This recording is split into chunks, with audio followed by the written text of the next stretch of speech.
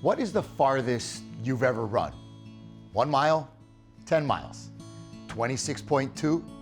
How about 100 miles? Every January, a group of extreme endurance athletes from all over the globe congregate in Makiki Heights for the Hurt 100, a 100-mile ultramarathon on the trails of Tantalus that takes more than a day to finish. The most common thing I hear is, I wouldn't even drive that far. Why? It's fun to challenge yourself and fun to kind of see what you're capable of. I think it's just about pushing yourself to a point that you don't know you can get to. Because it's relentless, it's like unforgiving, it hurts.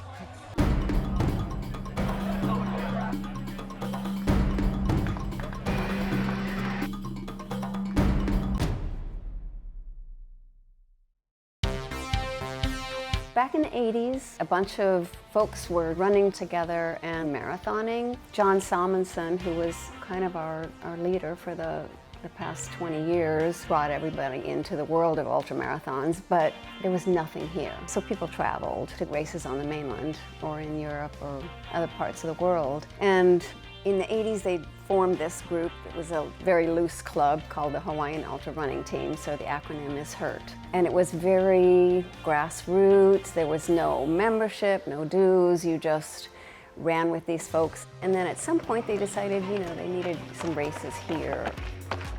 The HURT 100 was sort of the brainchild of 3 runners, and they enlisted John to help them to put this 100-mile race on Oahu. In 2000, that was the first year, and it's grown from, I believe the first year had about maybe 25 entrants, and now we are capped at 135 entrants, and we get up to 500 applicants every year.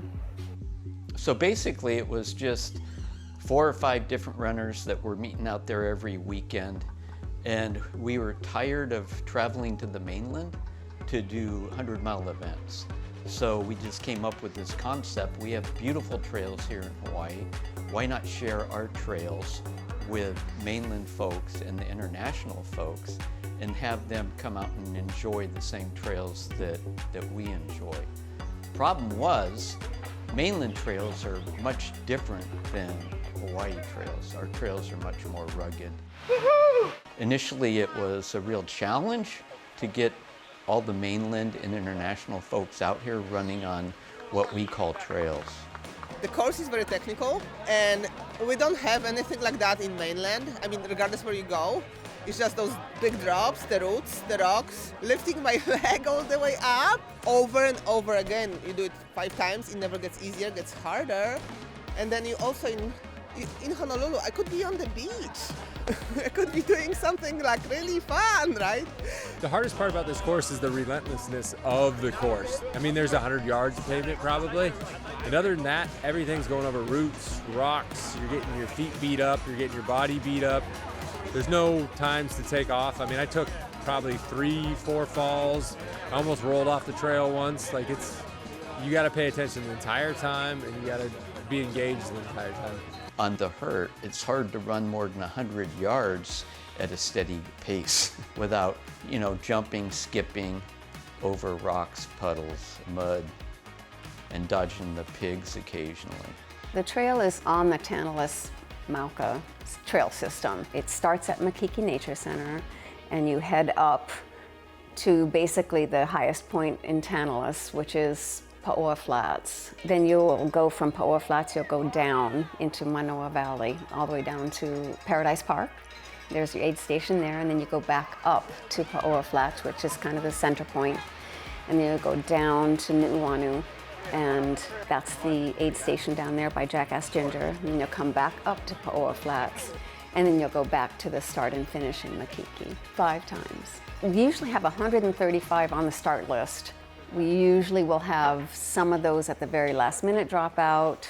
3, 2, 1, go! I think this year we started with 127. They have 36 hours to complete the race. I believe the race record is about 22 hours and change. This year we did not have very many people go under 24 hours. The bulk of the people actually finished between 34 and 36 hours. Most times runners will drop because of dehydration. They haven't taken enough care of their fluids. Their stomachs go south on them where they can't keep anything down. They're out in a rainforest, their feet get mottled, and it's just one big blister after another. Very rarely do we get an injury, but occasionally we'll have like a broken finger, broken wrist if somebody falls down. We do have safety patrols out there around the clock, making sure everybody's safe, expediting or letting our medical people know when a runner's down. If they can just get over the mental, your dehydration status can come back. Your stomach can come back. You just gotta stay out there and keep moving. Nighttime, the gremlins come out. You know, you see a little bit of the negativity starting to creep in. You're up on the trail, your headlamp is bobbing. It seems like the trail is moving. That in itself creates a little bit of motion sickness, right? It's just like, oh, where am I going? You can't see very much. The canopy is so dense. And at that point in the race, everybody really does get spread out and you're kind of alone. And then you start to hear the bamboo clack and you hear the pigs in the bushes, or you see a rat run up a vine. And then you don't know if you're seeing these things or if you're hallucinating. And so it's just a real mental struggle. People use caffeine as much as possible to help try to stay awake, because at this point they've been up for 18, 20 some hours, running on fumes, running in dark. And it's dark for 13 hours up there. No other run experiences that. And then there's always the thought of, oh, my flashlight's starting to flicker. Do I have new batteries in my drop bag? What am I gonna do if my flashlight headlamp goes out? You know, I'm kind of stuck. I'm gonna be up here for a long time trying to follow somebody else down. But then amazingly, once the sun rises again, it's all happy smiles again.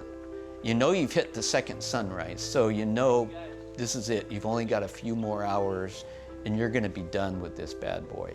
The runners are gonna remain positive as much as possible. Once that positivity goes away, you know they're in trouble. So the course is a 20-mile loop. We have 3 aid stations in that 20-mile loop. And that's the only place where a runner can receive aid. It's illegal to get anything in between. The volunteers literally greet all the runners in each aid station. And they're getting them what we call their drop bag, which are basically supplies that the runners have put into their own bag. Then they'll fill their water bottles or their bladders, take all the rubbish from them, get them down in a chair if they need to, wipe their legs down, help them change their socks and shoes, and basically just emotional support for them to keep them going. And the hurt volunteers are second to none. I've done a few races. I've never seen anywhere the love of the community on the level that you see it in Herd. I mean, people volunteer here for like 36-hour shifts at aid stations. They're there the whole time. I'm not from here, and people really help me. They embrace everyone. They know everyone's name. Like when you come here, you're like part of the Ohana. They love you and they like shower you with love. I've never seen it in any other race. The community here is incredible. It is an Ohana. We all know each other. We bring people into the fold. For the last 12 years, I've been a volunteer here, and I'm at Pirates of Paradise every year. In addition, Mike asked me to pace him this year on his 4th loop, and I was honored to do that. So we volunteer, and then we sleep a little bit, and then we go pace somebody, and then we go back and volunteer. So it's a long weekend, but a lot of fun. We have over 300 volunteers out there on race weekend. Many of them who give up 36, 40 hours just to go out to this event, put on one of our t-shirts, and help these people achieve their dream. And people always keep coming back to that. And I think it truly does speak to them what Aloha is all about. We're like one big family. We're all Ohana, and we do things for the runners. What's different about Hurt is just the community. It's also a loop course, so you get to see the same people over and over again. So you get to just know this group of people really well, and it's just an awesome, awesome community. Thank you, volunteers. Good job.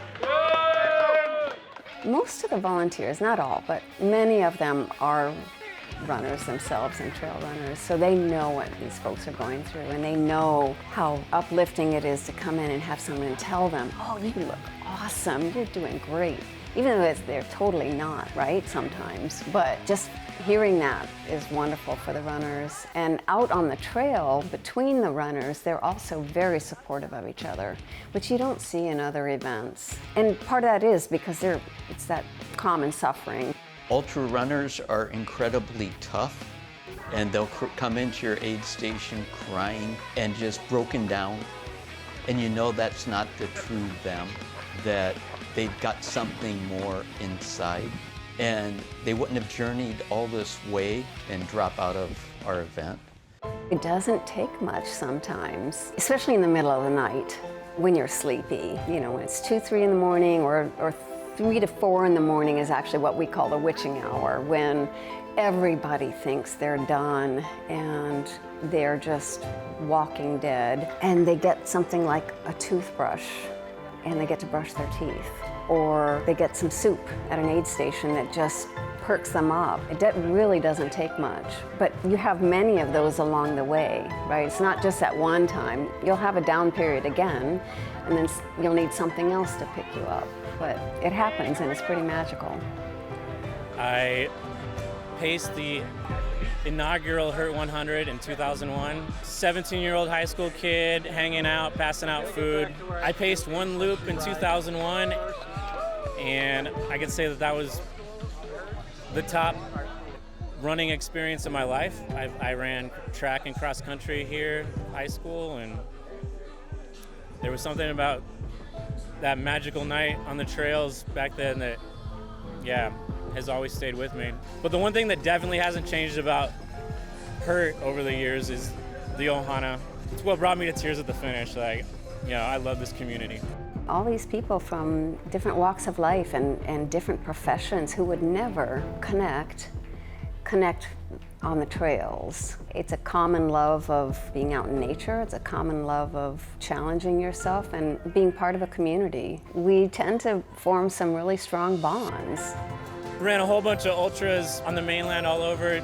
This one definitely means the most to me by far.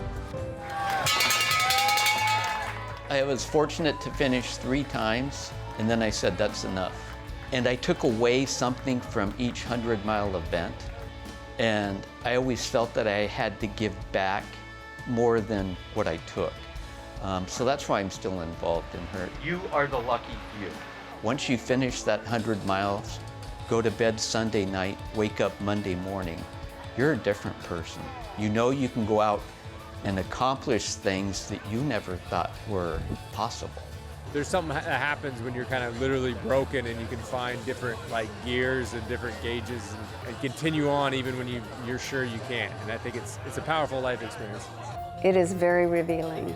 You'll see yourself at your worst, and then you realize that you can recover. That's one of the best lessons of ultra running, is that you do go deep. You get really to where you think you can't do it and you can't go any longer, and then sometimes you need the assistance of someone helping you in some way. Either it's with words or with a change of socks or shoes at an aid station, or something that just sort of turns things around for you, and you realize, oh, I can recover from this, I can keep going. Sometimes you'll have really great experiences where things just click and it's amazing and you don't even know how it happened. And other races you just are going to suffer for a really long time. But pushing through that is very rewarding also. And I guess it's just knowing that you're strong enough to push through is very much of a reward for me. And it translates to life. Best day ever, baby. People are very resilient. Never sell anybody short. You can see somebody come to the start line and you're saying to yourself, oh my goodness, how is this person going to finish this event? 36 hours later, they finished the event. So you can never read a book by its cover. I mean, the first thing you say when you finish 100 is that I'm not going to do that again. And then 24 hours go by and you might be on the internet scrolling through things and signing up for something. So nothing on the books right now, but I can't make any promises for the next week.